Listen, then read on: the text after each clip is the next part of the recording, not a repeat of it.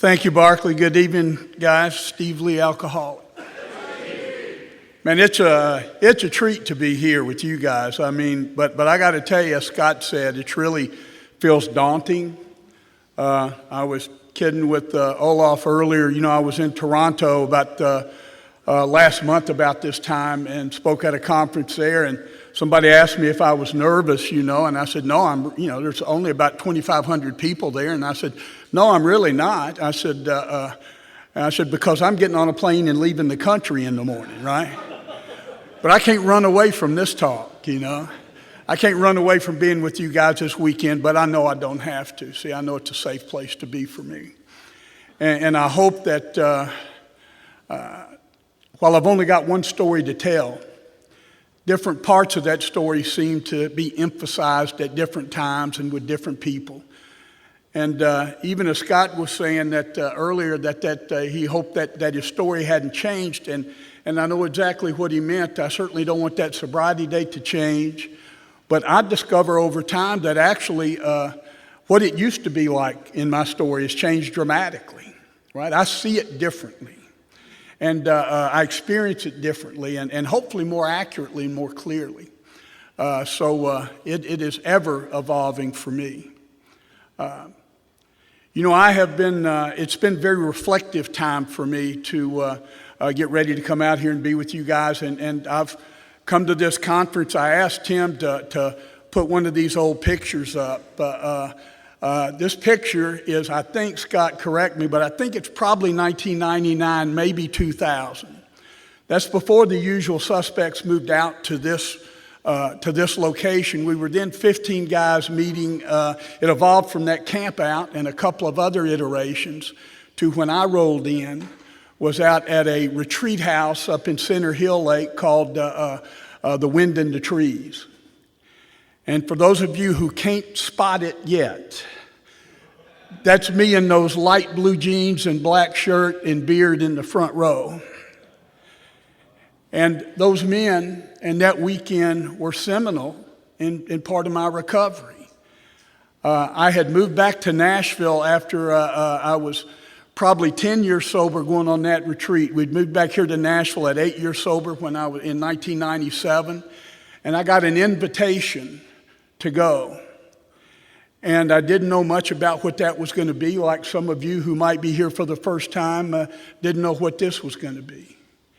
And but I did decide I wanted to spend time with those men. I wanted to get to know those men and be a part of what was going on. I'll even tell you further that a day or two before the retreat, we got the schedule of events.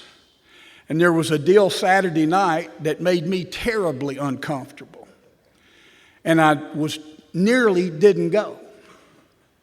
But I thought more. I talked to my buddy Jerry, who also went. Jerry's the cool dude in the back row with the sunglasses there.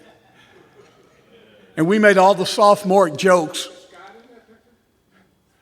Scott must have been taking the picture. No, Scott is in that picture. He's right in the middle on the back row. Yeah. Time has not been good to Scott and me. Yeah. This spiritual growth will take a toll on a man.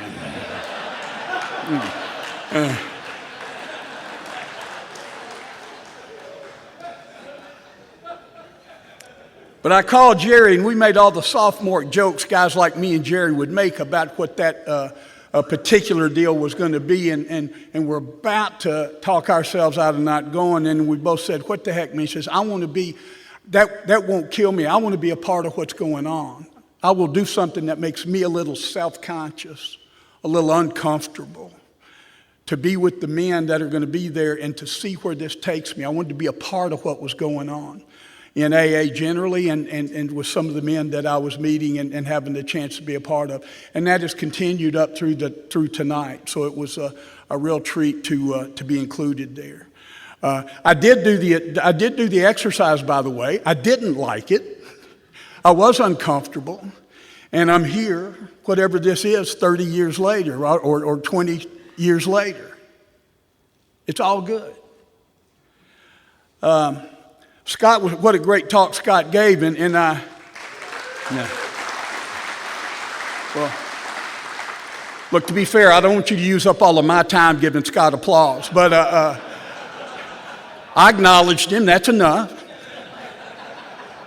Now, it was a great talk, and I realized how many things, again, that Scott and I have in common. And while I was not a pilot, I did have a 1967 Chrysler Cruiser station wagon. And while I've not seen the curvature of the earth, I did miss a curve on U.S. Route 31 south of Franklin, which was my last DUI, which got me here. And like Scott, I did not get drunk and pee in the closet, but I nearly peed in the closet last week, and that's what this age will do to you, right? Look, my sobriety date's June 30th, 1989, and my home group is the Recovery on the Road group of Alcoholics Anonymous. Meets here in Nashville, down on historic Music Row, on Wednesdays and Saturdays. And it's been fun to be a part of that group. When I tell you my sobriety date is June the 30th, for me that means that my last time I took a drink or a drug was June the 29th of 1989. And I say that because at about 6 months sober, I went to my sponsor, Frank, and I said, Frank, I'm confused about this sobriety date. Is it the last day I had a drink or the first day I didn't have a drink? And he said, Steve, I'm just impressed with the quality of questions that are keeping you up at night. He said, I don't care. Pick one. He said, because I'm much less concerned with when you had your last drink than you not taking the next one. So I took June the 30th. June the 29th, I was not stopping drinking. June the 30th, I was not stopping drinking. My wife, I was, however, scheduled into a treatment facility on July the 1st of 1989. And again, because of legal entanglements, because of that, I'd been convicted of my 6th DUI a year before. They'd given me some jail time, and they were going to cut some of that jail time off if I went to what they referred to as residential drug and alcohol rehabilitation. And I'd never heard all those words strung together, and I didn't really know what that meant, but it sounded marginally better than jail. So I said, I'll do it, and I had a year of probation to complete this treatment. And so July the 1st, I'm going to go. My wife and I went out with 3 other couples on June the 29th. This wasn't some wild night of debauchery, just dinner, some few drinks at dinner, bottle of wine, came home, and had what to this day is the last time I've had a drink. And I usually lose that connection with you guys when I share this, that identification, one alcoholic with another, that's so critical. Because my last drink was an amaretto on the rocks. And that is just no way to go down as an alcoholic. There's no street cred in AA with amaretto, Those were the dark days. But I wasn't stopping drinking. I just came home after dinner. I had that drink, smoked a joint, went to bed, got up the next day. My wife and I spent that day with our daughter. My buddy Ricky came by on Saturday morning, July the 1st, to drive me off to treatment. My wife, Connie, who many of you know, Connie and I had been married 7 years at the time. We had a 5-year-old daughter. Connie walked out with me to the car. And as I'm getting in Ricky's car and we were saying those heartfelt goodbyes, she said something that a lot of my compadres here in AA, the kind of support they didn't get from their family or their loved ones or their friends. She said, no matter what, baby, don't stop drinking. Yeah, she's a keeper. No matter what, baby, don't stop drinking. See, Connie wasn't trying to get me to stop drinking. Now, there were an awful lot of things Connie was trying to get me to stop doing. And a few things she was trying to get me to start doing. Be a good husband. Be a good father. Come home. Don't go there. Don't go with them. Don't go with her. But not stop drinking. Connie and I as I said, we'd been married 7 years at the time. We had met just over 7 years before. We met when she had moved back to Nashville from where she'd been living in Lake Tahoe for a few years, dealing baccarat. She got married out there and got divorced out there. And after that divorce, she came immediately back to Nashville. And my friend Ricky and I, Ricky's given me a ride to some of the best nights of my life. He took me to treatment. He took me to meet my wife. Before that, Ricky and I are driving out there, unbeknownst to me, that she had been set up on a blind date with Ricky. But we go to a bar, and there's Connie, and, she had a pocket full of divorce money and a divorce pickup truck and a divorce 8-ball of cocaine, and I just fell for that package. And remarkably, she fell for me, Probably not remarkably, right? That's what brought us together. And so Connie wasn't trying to get me to stop. She said that to me that day when I left. We didn't talk again for at least 2 weeks. I was in treatment. They had blackouts were more, I guess, more then than they are now. But we didn't talk for over 2 weeks. That's the thought she left me with. I wasn't going to stop drinking. I was going to do my time. I was going to go do what I had to do. She, of course, had no intention of stopping drinking. While I was in treatment, and I'll talk about it more, and going out to meetings of AA, and in fact going to multiple 12-step programs, right? And having multiple 12-step programs come into us, and I'm grateful for all of them. For two things. Number one, I was grateful to see anybody. Number two, that helped me figure out where I best fit. And I could, because I qualify for almost all of them. It's like Scott was talking about, right? I did, I'm an alcoholic. I got that very special relationship that an alcoholic has. I got that can't stay stopped and can't control how much I take part of alcoholism. So me and alcohol had a committed relationship, but it was not a monogamous relationship.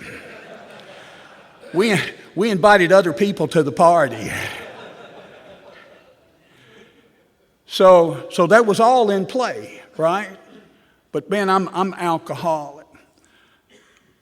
But somehow that light came on for me while I was there, and I recognized that I knew that I needed to not drink, which is different than not wanting to drink, but I know I probably need to not drink. It's hurting the people I love the most. Well, because like I said, Connie wasn't trying to get me to stop drinking, but there's a host of things she wanted me to stop doing or do differently. She, on the other hand, went out with 10 days later with two ladies, and they went to Zany's Comedy Club, of all things. They ordered a round of drinks. They ordered a second round of drinks. When the second round of drinks came and the waiter was putting Connie's drink down, she stopped her, or the waitress, and said, I've had enough. Now, what Connie would tell you is that she didn't have that thought one moment before. She had not been contemplating not drinking. She wasn't conflicted about drinking. She said, I've had enough. And she hadn't had a drink or a drug since. She went 4 years not drinking and not coming to AA. Now she's a very active member of Alcoholics Anonymous after that 4th year. In fact, this weekend she's at a women's retreat that she goes to twice a year. Now, Connie said she would have got to AA a lot sooner if I had not been so helpful to her. So don't overhelp the other. How often, if you've been here a little while, how often you've been in a meeting and see the new guy show up, right? And then he's about 13 days sober, and this is what you hear. I wish my family had a program. Jesus, dude, you still got beer on your breath. Lighten up. We begin to see what other people need so quickly, right?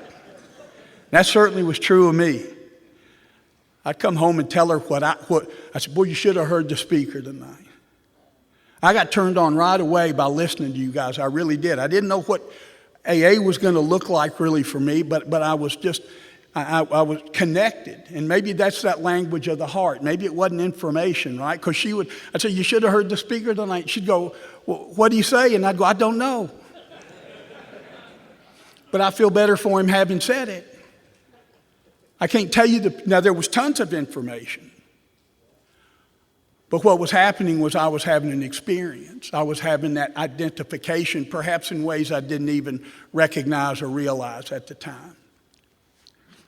We'll go back and talk a little bit about getting up to that treatment experience and getting to AA. I grew up in Smyrna, Tennessee, not far from here. Middle-class family. I'm just the poster boy for middle-class alcoholism. You know, we've got some exciting stories in here, and some people, tell them really well too. And so we're on the edge of our seat listening to this huge crash and burn moment. And men, they are real and they are true and they are useful. And I got a couple that feel like that for me, but the truth is on me and so many of the people I know, this alcoholism is death by 1,000 paper cuts. It is day by day telling a lie here, keeping a secret there, undermining the trust of the people around me, not showing up when I need to be there. The crash and burn moments bookend the story.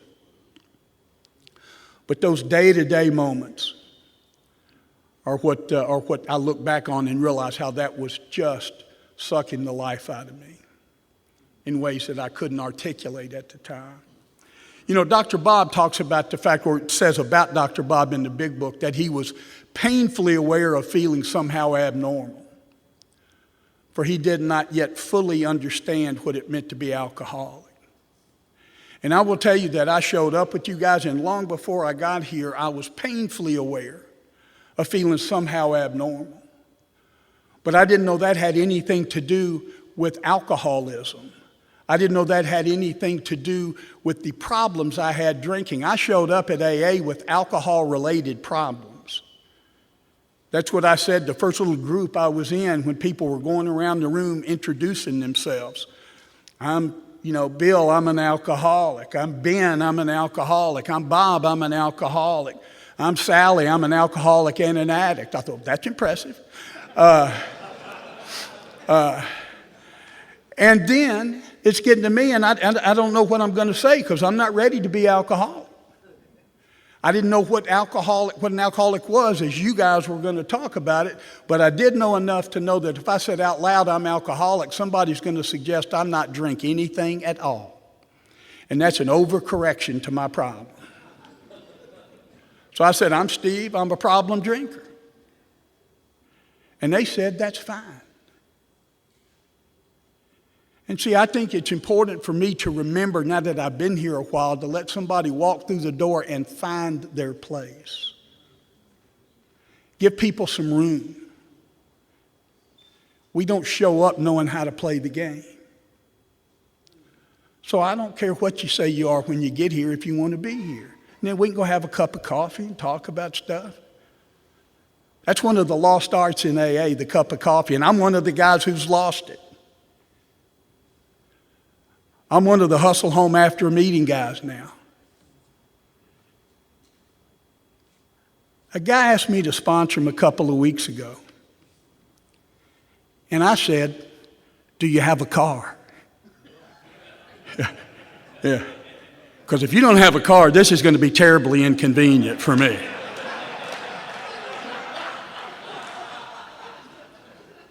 What is that? If you find yourself caught, because I got 1,000 questions going, and he just asked the one we beg him to ask.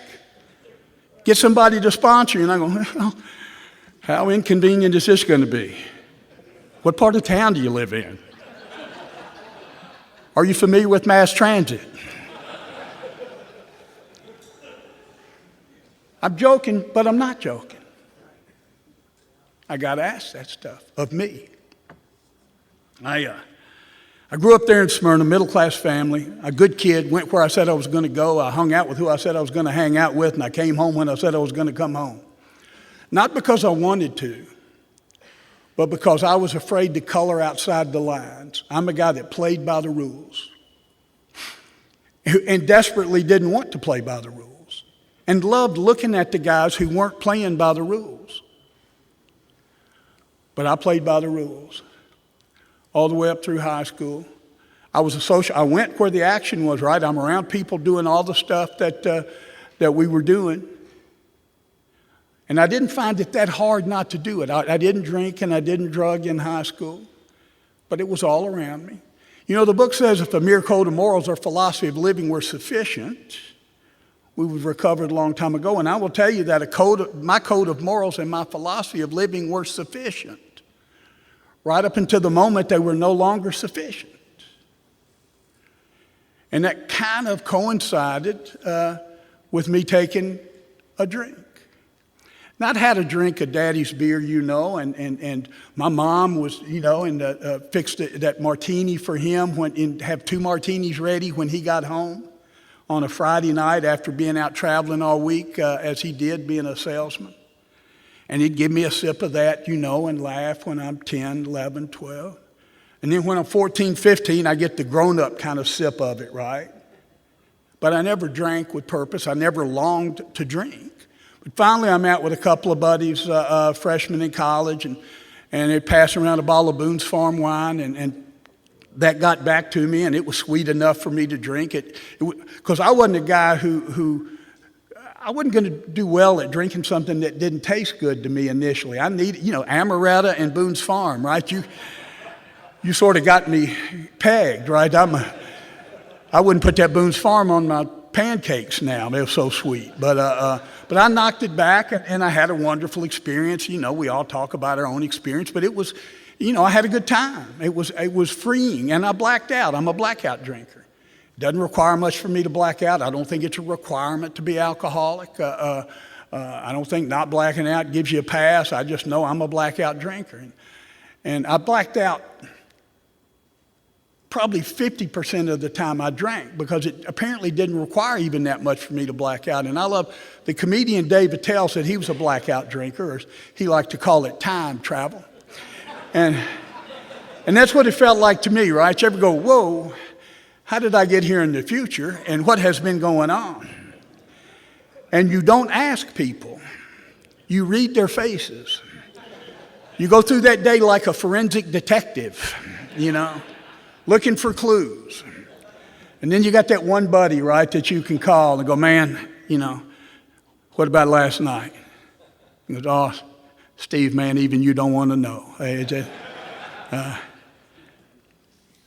So how often did I just not go back somewhere or walk away from them or it or this?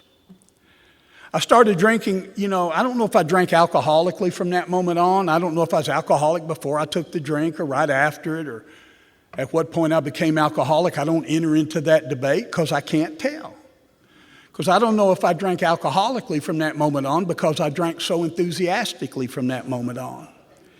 And it is impossible for me to know whether I could have moderated my drinking because I was not trying. And it is impossible for me to know whether I could have stopped and not started again because I did not try for quite a long time. And early on, I paid a price for drinking. I mean, there were consequences right away, but I was more than willing to pay the price of admission during those times. It's like playing Wheel of Fortune and spinning that wheel. And about 95% of the stuff on my wheel was good, right? I feel good, get the girl, have the party, go to the game, run with my buddies, you name it.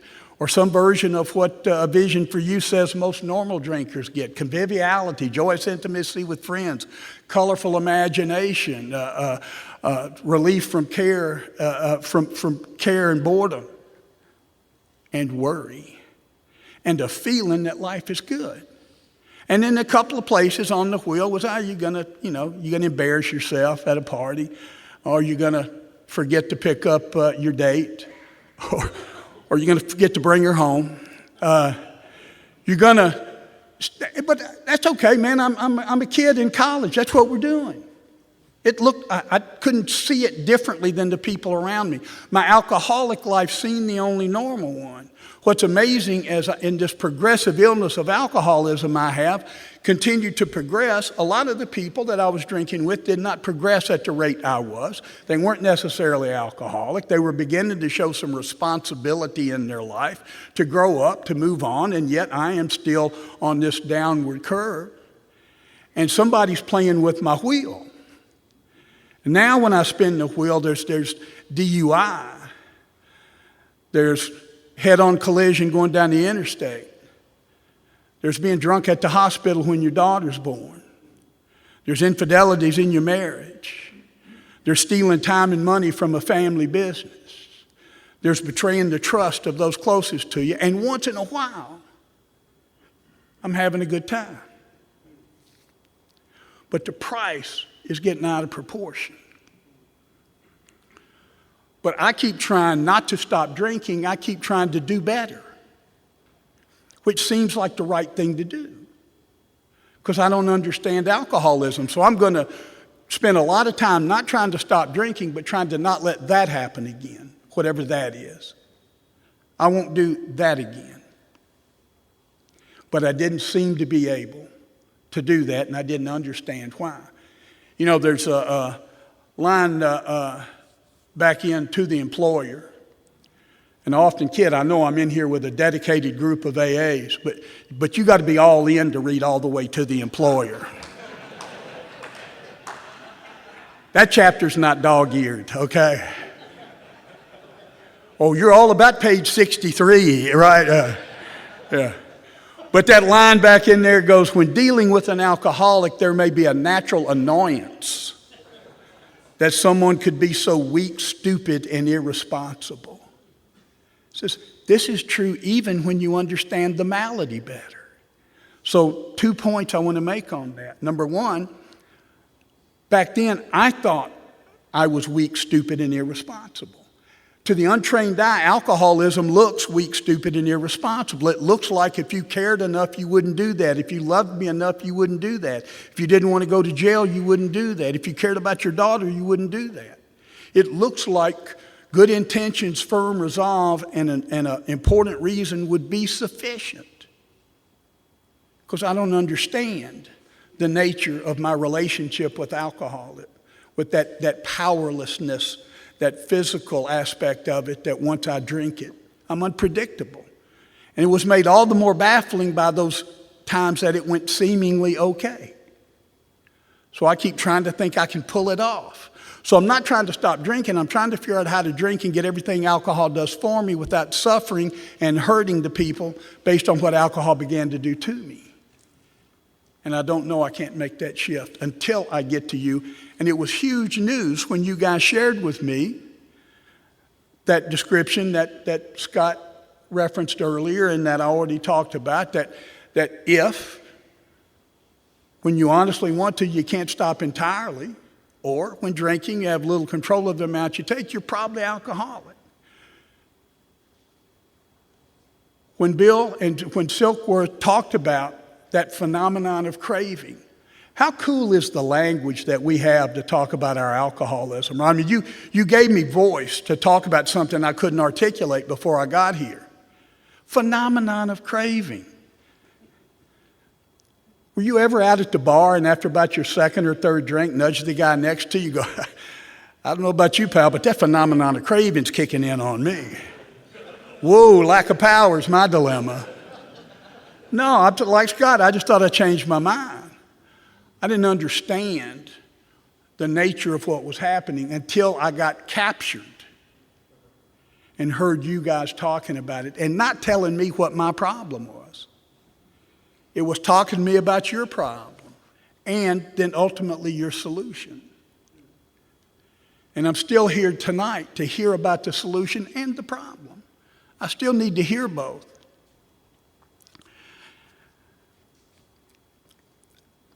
My drinking was a lot like, I want to share 2 or 3 things because I'm going to talk about a lot of things tomorrow and Sunday morning that sometimes I talk about in my talk, but I hope to flesh them out a little bit more. But Connie and I, we were married, we had this daughter, we moved to New Orleans in 1980. And man, that was a tough time for us. I worked in a family business. I worked for my brother and mother. My dad had died at 47 years old. I was 18. That had nothing to do with me drinking, but it had a lot to do with me not having to worry about what my dad thought, not having to be accountable or responsible to that authority figure in my life and that example in my life. However, let me say, I came from a drinking family. My dad was a drinker and, from what I hear, a bit of a womanizer. And but we're done. I'm a salesman who couldn't make sales calls. That's a tough gig. And I'm going out, I'm traveling 4 states. And I'm going to a town and not going in to the place I'm supposed to go. And then I'm going to the next spot and not going in. And then sometimes I literally would wait in the parking lot till the guy I was supposed to see left for lunch and go in and ask for him. And they'd say, he's not here, and I'd leave my business card and say, well, tell him I came by. I got to call my brother, who I worked for, at the end of each day because, obviously this was before cell phones and email and checking in, or certainly Salesforce and CRMs and stuff. So you just make a call report. And I got to call and talk to my brother and either lie about how my day has been, but Becky, a woman named Becky was his assistant. And I'd call and Becky would answer, and I'd say, Becky's Johnny there? And she'd go, yeah, just a second. No, wait, I'll call back later. I'd call 3 times until she said he's not there, and I go, well, tell him I called. And then, or I'd have to lie, and then I'd go back to the hotel room, or I should say motel, little motor lodges, if you remember those, and you pull up right in front of your door and go in. And I'd drink and get high all night and gonna do better in the morning, and couldn't do it. One time when I was living in Atlanta, I'd been doing this same thing. I kept moving around. I lived in Fort Lauderdale, in Atlanta, and then back to Nashville, then back to New Orleans before coming back to Nashville. And at Atlanta stop, I was taking a lot of speed along with my drinking during that time. I'd run this thing as far as I could go that I finally found myself lying on the floor in this little apartment I lived in. And I'm not a kill yourself kind of guy. But I thought maybe that's what I needed to do. But I didn't know how. I was just going to kind of lay on the floor in the fetal position and wish it to happen, right? Because I can't do anything. And literally a day and a half passed. There'd been knocks at the door. The phone's ringing. I finally unplugged it. I'm there about, 36, coming up on 48 hours. And I'm laying there and I thought, well, either I got to kill myself or fix a sandwich because I'm hungry. And so I got up, fixed a sandwich. I called home finally. I called my brother. I called my mother, who also worked in that deal. Did the mea culpa and got a fresh start. You guys ever get the fresh start? I mean, you've told it. Okay, I plead guilty, but I'm going to do better. It just rolled because nothing changed in me. We're in this transformational program. Not a pull yourself up by your bootstraps program. I couldn't make it happen, and I didn't know why I couldn't make it happen. It felt weak, stupid, and irresponsible.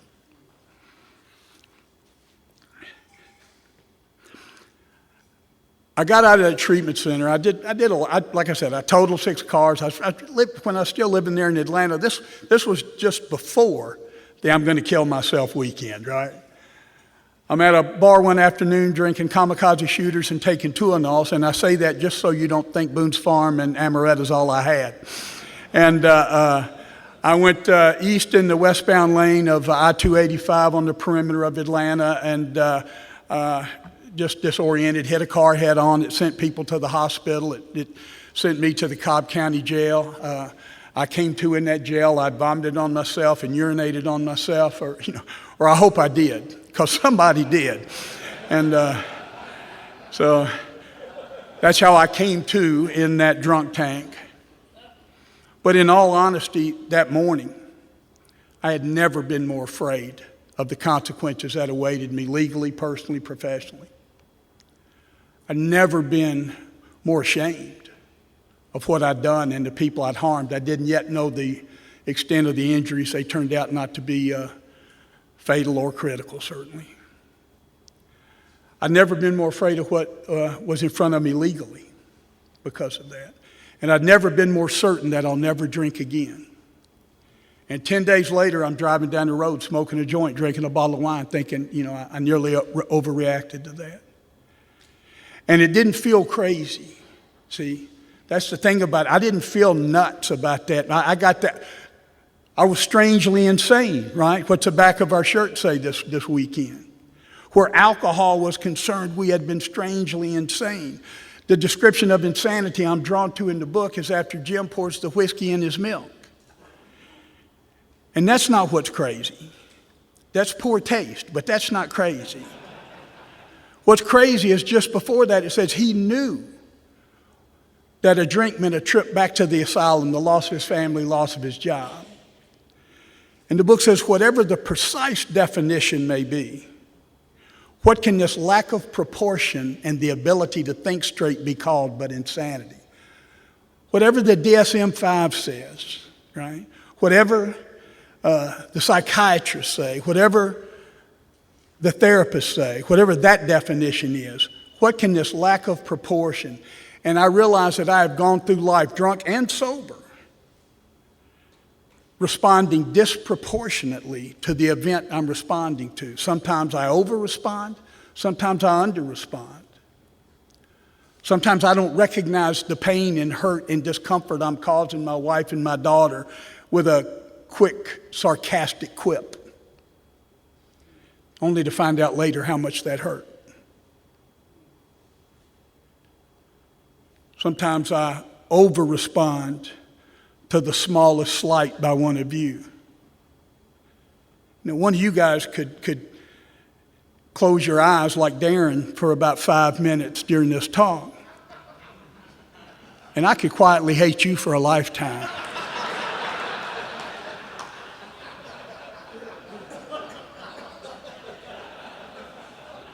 And really, it wouldn't be hate, and that's not true. That's a laugh line, right? Here's what would happen. But I could be absolutely insecure, afraid, uncomfortable. Wait, what'd I do wrong? And yet, my whole job is to not let you see me feeling that way. I'll talk about that some more tomorrow.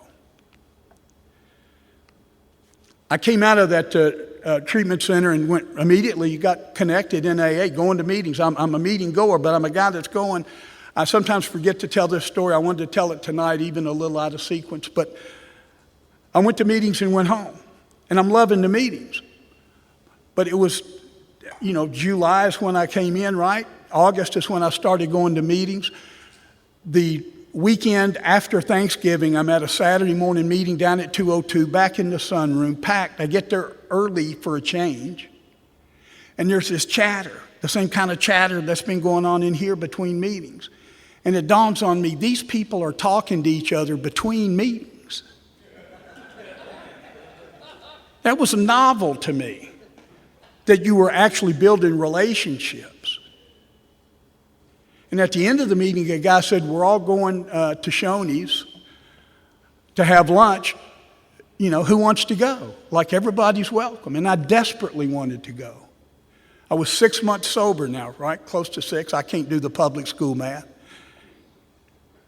And I get up and I get in my car to go over to that restaurant where they're going to have lunch, and about halfway there, I turn off and go home. I just couldn't go. The next week, I did the same thing. I did it 3 weeks in a row. And the reason I couldn't go is because I was unwilling to have what I deemed might be an uncomfortable, embarrassing moment. That I would be self-conscious. This hyper self-consciousness that I would learn is the root of my trouble. I was afraid that I'd have to walk up to a table and there might already be 6 people sitting at a table for 6. And I wouldn't know whether to ask somebody to scoot over or pull a chair up, or can you make room for me, or do you even remember me? I was in the meeting. And I said, so I'd just go home. And I said, what I needed was a couple of guys to come over to me after the meeting, go, Steve, we've been talking. We all want you to go to lunch with us. And we're just arguing over who gets to sit with you. Well, I would have gone, you would have removed the self-consciousness. I would have gone and I would have dominated the conversation. But I wasn't willing to risk it. I can't tell you how many things self-centered fear has prevented me from risking in my life. I think about the first time that we were at, that we had the usual suspects, called it the usual suspects. Scott, correct me if I'm wrong, but not in front of everybody, just one-on-one later. But we had it here. It's the first time we had it on this property, and we met in the room where registration is, and there were 40 of us, and Howard Poland's led the weekend. And for those of you who know Howard, just what a treasure. And that's the first time I heard Howard tell the story of living life like it's on a frozen lake. And he later wrote a book that some of you have with that title, My Life on a Frozen Lake. And the premise, and Howard is living life, and I'm oversimplifying it, but living life as if I'm walking across a frozen lake, and with each step afraid that the ice is going to break and I'm going to fall through and drown. And what a tedious and angst-ridden walk that would be to just, oh. And I told Howard that I had improved on his story. And if you know Howard, you know he didn't think so. But he ain't here. I would kid Howard and I say, in my story, Howard, there are two guys walking across the lake. One guy absolutely afraid with every step that the ice is going to crack and he's going to fall through and drown. And the other guy absolutely certain that the ice is going to hold him. And they embark on their walk together. And halfway across, sure enough, the ice breaks and they both drown. But the guy who thought the ice was going to hold him had a much nicer walk up until then. And I can decide how I'm going to walk, right? And sometimes maybe that's incorrect. I can't decide not to be afraid.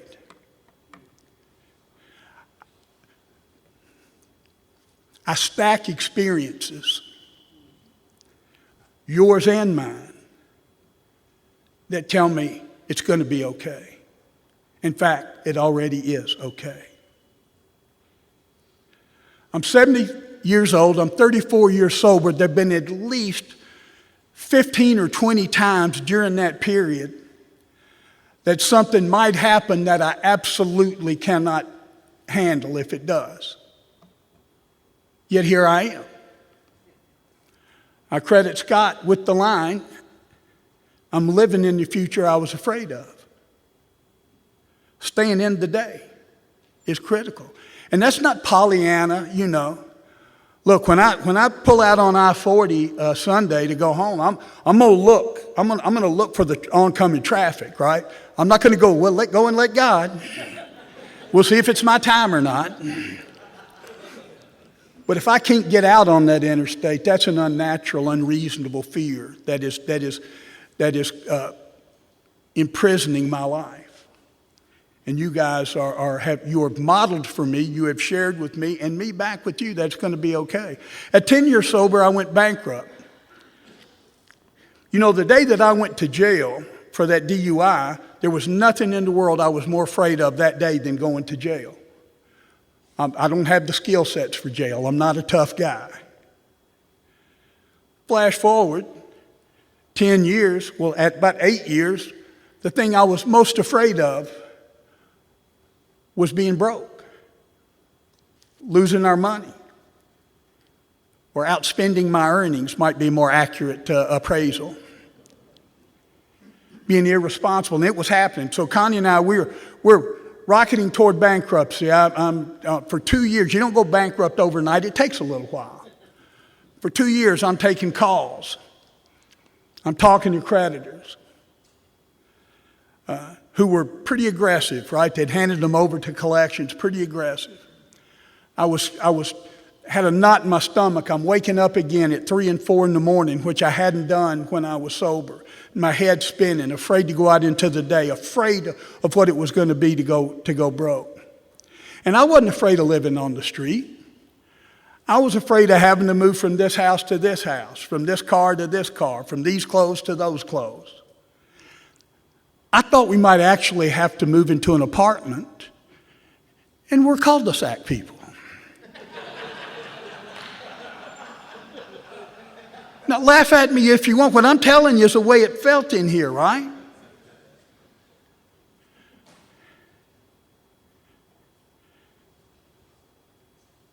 They went and got our cars. You know, we in a bankruptcy, they have a term, you surrender things, right? But it felt like they had kidnapped our cars, frankly. They came by in a flatbed truck and took these 2 cars, and I called my sponsor, Frank. I said, Frank, man, they took our cars. He said, Steve, They took their cars. He said, to be fair, they took the cars you quit paying for. Well, if you want to put a fine line on it. We lost our home. Now, we weren't living, it didn't look as bad because we weren't living in that home. That home we lost was in Richmond, Virginia, had 3 mortgages on it. You got to know somebody to get that 3rd mortgage, buddy. And I knew somebody. And we lost that home, foreclosure.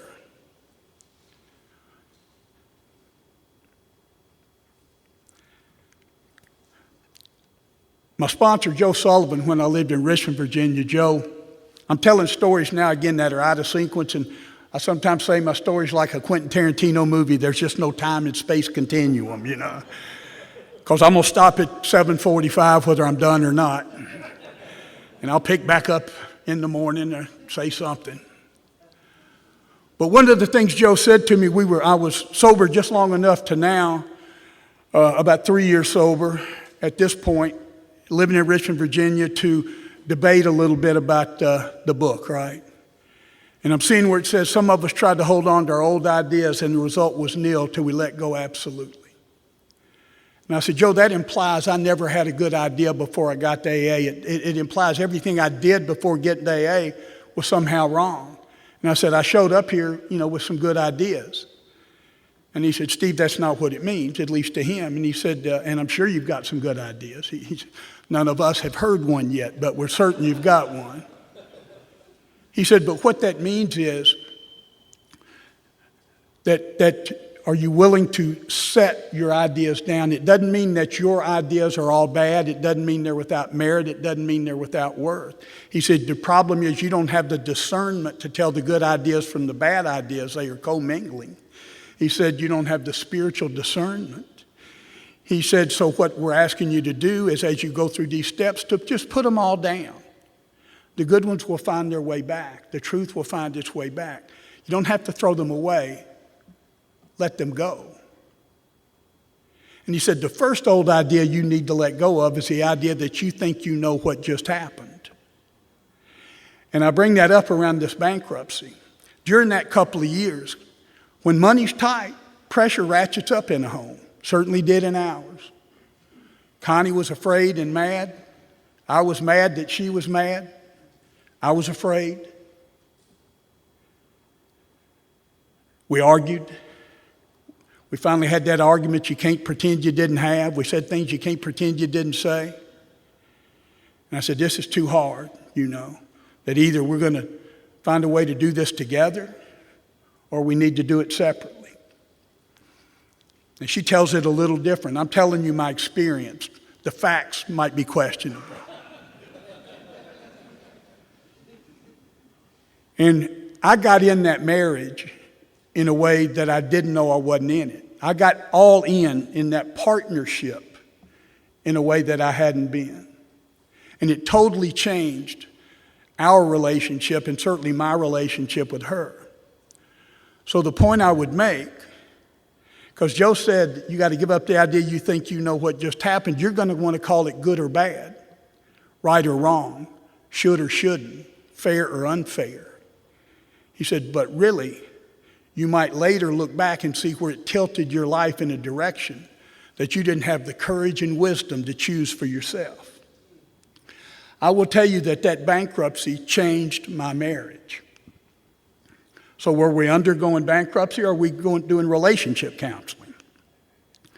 Now, if you came to me today and said, Steve, got an idea. You and Connie, it's going to be tough for a couple of years. You're going to fight a lot. You're going to lose your home. You're going to lose your car. You're going to lose a lot of your stuff. But man, when it's done, y'all are going to be tight. I go, look, I think we'll get some counseling, No, dude, I'm not signing on. I couldn't sign on for that today. But what's happened today is I have come to understand that whatever I am going through, I'm not a guy, this is just me, that back in where Dr. Paul wrote that absolutely nothing happens in God's world by mistake. I don't know. That's too big for me, so I don't argue either side of that. What my experience tells me is there's nothing that happens in God's world that I can't use to good purpose. And ultimately, that's what you're asking me to do. Take what I've got, and how can we take our experience to be useful to somebody else, which gives value to the experience that I couldn't see when I was going through it. For the last few minutes here, when I got excited about being in AA, when I pled guilty finally to being an alcoholic, I got it. When the book said that second line under that description says, if so, you may be suffering from an illness which only a spiritual experience can conquer. I thought, oh man, that's bad news. Our book calls it a dilemma. I got a problem I can't solve. You got a solution I don't believe in or don't feel I have access to. Man, that's a tough spot.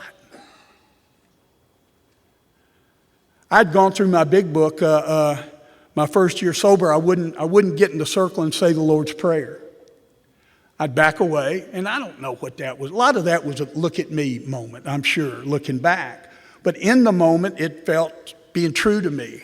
I didn't know what I believed, and I said, I'm not just going to do this, right? And I'd step away from the circle, put my hands behind my back, and you guys said that's perfectly okay. And a guy came and asked, and in my big book, I'd blacked out everywhere it said spiritual awakening or spiritual experience. The language made me so uncomfortable. And the guy came over one night, he asked, he said, Steve, why are you stepping away from the circle? I mean, he wasn't chastising me, he at least was feigning genuine interest, and then going to probably come with an answer, right? But it was thought, he was doing it in a thoughtful way that didn't feel threatening to me, and he says, what's going on there? And I said, well, I don't want to be a hypocrite, I don't know what I believe, and I'm not just going to hold hands and sing Kumbaya with the rest of the campers, And he said, well, I got good news for you and bad news for you, man. And I felt a little condescended to by then, and if you've ever felt condescended to in AA, it's because someone was just being condescending. But he said, I got good news for you and bad news for you, man. And I said, okay, I'll play. What's the bad news? He said, the bad news is hypocrisy is way down your list of problems. And you might ought to address them in the order in which they will kill your ass. And I said, what's the good news? He said, the good news is there's room for another hypocrite in Alcoholics Anonymous. And man, I'm happier about that tonight than I was then. Trust me. We could have a HAA meeting in here if we needed to. That allowed me to step into the circle a little bit. I wasn't biting off everything, but I got to step in a little. My sponsor, Frank, took me back to Appendix 2 in the big book. And there was another thing kind of like Scott and I maybe have in common. And I want to say this too, I'm about to forget. When I was in that treatment center,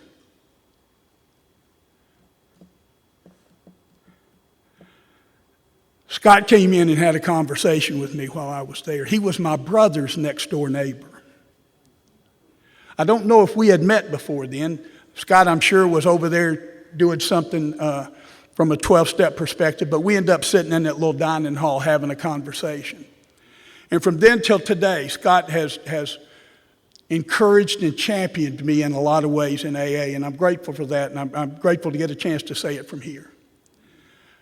I must add, I have video of Scott drinking, so I'll show that to you later too. He was my brother's next door neighbor. They famously had a Halloween party, and my daughter was born on December the 17th of 1982. So before Scott got sober in 1981, that fall, they had the Halloween party on the 31st, and they had a bridal shower, a baby shower for my wife at my brother's house the next day. My brother recorded it on one of those cameras you're still carrying around like this, right? Several years later, a buddy came over and wanted to see the video we took of the baby shower. We put it in, rewound it to the front. Swear to God, Scott has got a clown uniform on, wearing the nose that you still wear today, holding a beer can and interviewing the kids as with the beer can as a fall microphone.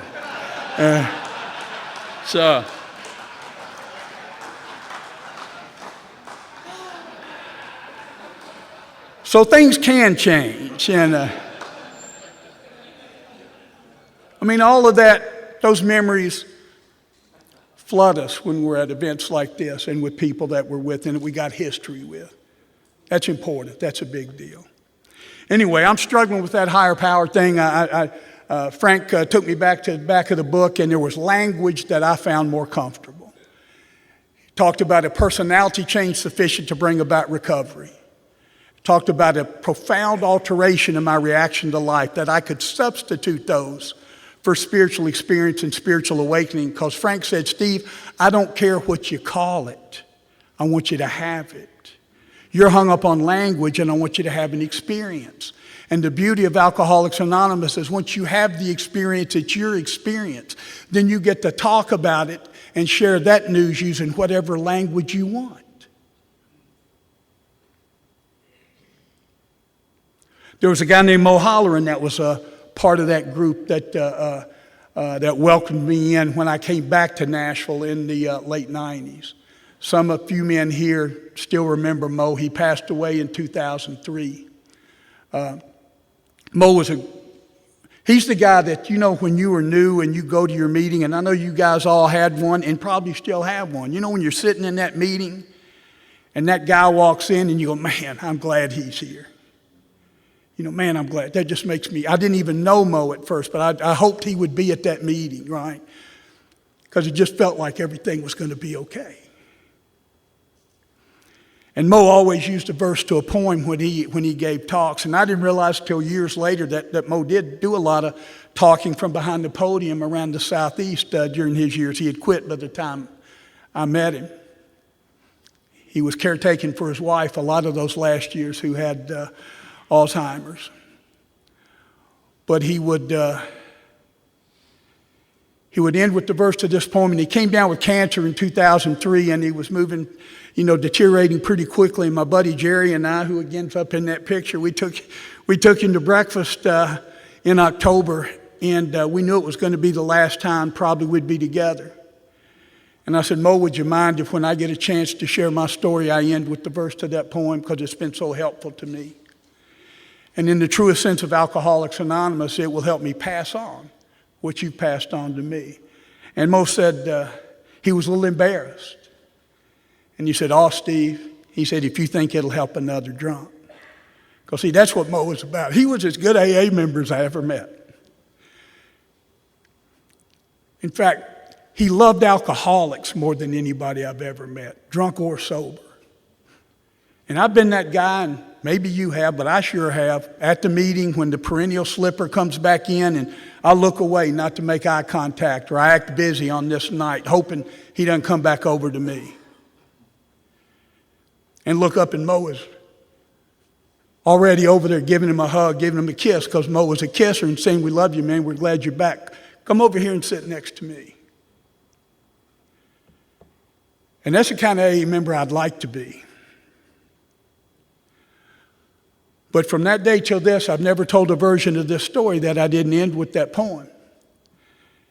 And it's always helped another alcoholic, because I'm the alcoholic, it always helps. It said, I sought my God I could not see. I sought my soul eluded me. But I sought my fellow man and found all three. And when you strip everything else away, for me, that's what Alcoholics Anonymous has been. That's what this relationship with a higher power has been. When after years of coming here, I finally am standing up here and you guys give me the privilege and the honor of sharing myself with you. When you sit there and pour back into me by listening and caring, this power shows up in a way that I can't define or comprehend. It's made it unnecessary for me to take a drink since June the 29th of 1989. But just as importantly for me, when I'm willing to accept it, it's given me a life that is happily and usefully whole. And that word whole is critical to me. It means nothing's missing. And if nothing's missing, then nothing's missing. I can't wait to spend the rest of the weekend with you guys. Thank you.